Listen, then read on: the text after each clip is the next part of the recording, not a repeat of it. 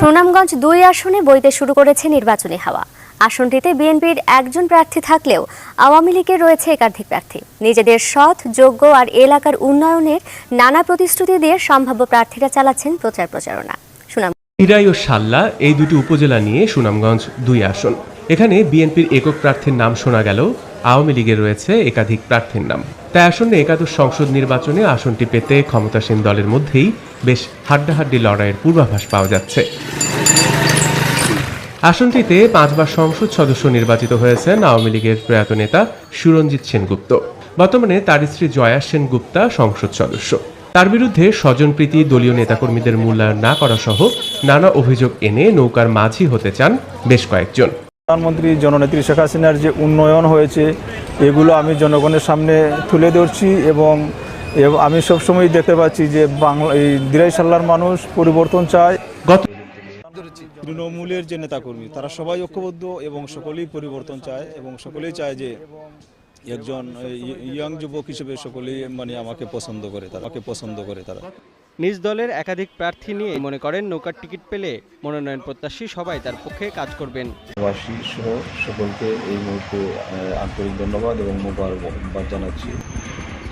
আগামী দ্বাদশ জাতীয় সংসদ নির্বাচনের এই তফসিল শীঘ্রই ঘোষণা হবে এবং তার পাশাপাশি 2024 সালের জানুয়ারি মাসের 1 উইকে নির্বাচন অনুষ্ঠিত হবে।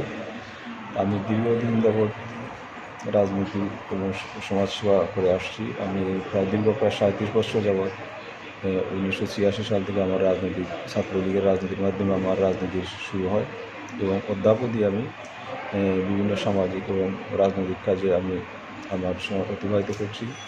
আপনারা জানেন, জাতির জনক বঙ্গবন্ধু শেখ মুজিবুর রহমানের একজন অপূর্ব বয়স সৈনিক হিসেবে মাননীয় প্রধানমন্ত্রী জননেত্রী শেখ হাসিনার একজন কর্মী হিসেবে আমি ওনার নির্দেশ মোতাবেক 2014 সালে আমি মনোনয়ন চেয়েছিলাম। আমি ওনার নির্দেশ মোতাবেক আমি নির্বাচন না করে আমার আওয়ামী লীগের প্রার্থীর পক্ষে কাজ করি। তারপরে 2017 সালের উপনির্বাচন এবং 2018 সালের নির্বাচনেও আমি মনোনয়ন চেয়েছিলাম। মাননীয় প্রধানমন্ত্রী জননেত্রী দেশরত্ন বাংলার সকল রাষ্ট্রনায়ক জননেত্রী শেখ হাসিনার নির্দেশ মোতাবেক আমি ওনার সমর্থিত প্রার্থীর পক্ষে কাজ করি।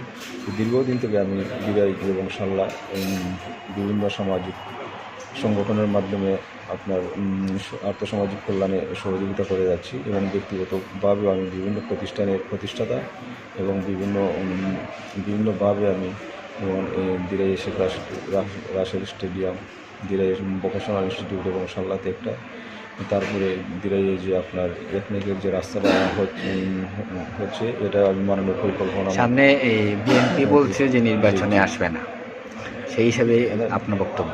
বিএনপি আসলে ওই নির্বাচনী ওরা চিন্তা করে সবসময়, আর আমাদের নেত্রী মাননীয় প্রধানমন্ত্রী জননেত্রী শেখ হাসিনা চিন্তা করেন যে ভবিষ্যৎ প্রজন্মের জন্য। এবং বিএনপি আপনারা দেখেছেন একটি সন্ত্রাসী দলে পরিণত হয়েছে। ওরা আগুন সন্ত্রাস করে ওদের যে দলের কোনো নেতৃত্বই নাই। ওরা যে নেতৃত্ব দিয়ে যাচ্ছে লন্ডন থেকে, সেটা একজন পলাতক খুনি এবং আসামি। আমরা আশা করি যে বাংলাদেশে এই পর্যন্ত প্রায় 44 থেকে 45টা রাজনৈতিক দল আছে। একটা দল যদি নির্বাচনে না আসে ওটা তো তাদের ব্যাপার। এই জন্য তো আওয়ামী লীগ সরকার বা নির্বাচনের কমিশনের কিছু যায় আসে না।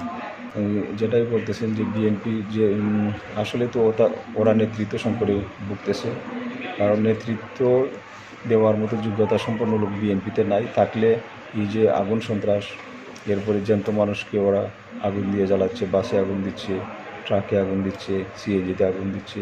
এবং আপনারা দেখেছেন যে আইনশৃঙ্খলা বাহিনী যারা দেশমাতৃকার জন্য অত্যন্ত প্রহরী হয়ে কাজ করে, তাদের একজন সদস্যকে এই যে 28শে অক্টোবরে যেভাবে নির্মমভাবে হত্যা করা হয়েছে, এটা অত্যন্ত ঘৃণিত এবং নিন্দিত। সুতরাং বিএনপি একটি জনবিচ্ছিন্ন রাজনৈতিক দলে। ইনশাআল্লাহ আমি শতভাগ আশাবাদী মাননীয় প্রধানমন্ত্রী জননেত্রী শেখ হাসিনা যে আমার দীর্ঘদিনের যে একটা কাজ করে যাচ্ছি দলের একজন অনুগত কর্মী হয়ে বঙ্গবন্ধুর আদর্শের রাজনীতি করে যাচ্ছি এবং মাননীয় প্রধানমন্ত্রী জননেত্রী শেখ হাসিনার যে স্মার্ট বাংলাদেশ প্রতিষ্ঠায় আমি